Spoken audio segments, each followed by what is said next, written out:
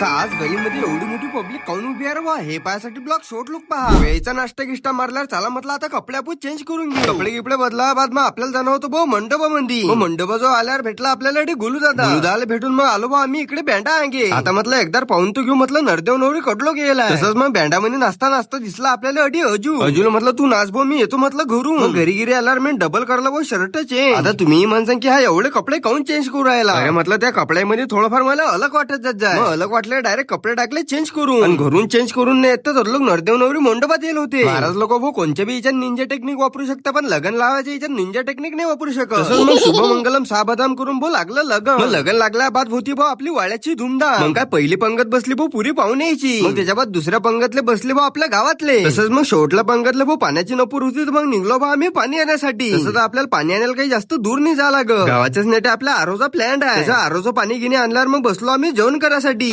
सगळी शेवटली पंगत जर म्हटली तर भाऊ वाळणार यायचीच असते. मग त्याच्या बाद जेवण खावण करल्यावर मग चाललो होतो बा आम्ही नरदेव नवरी बिद्या करायसाठी. मग त्याच्या बाद गलीमध्ये आल्यावर म्हटलं अटे काय झालं म्हटलं असं. मग मला मालूम पडलं की नरदेव नवरी जाताना घालता ओवाय नाही बंद्या ओवाय ना किंवा ना झाल्यावर मग जाऊ राहिले ते नरदेव नवरी घरी. चला मग आजच्यासाठी एवढंच. मग लवकरच भेटू पुढच्या ब्लॉग मध्ये. याच्या पुढचा ब्लॉग पाहण्यासाठी आपल्याला लाईक आणि फॉलो करायला विसरू नका.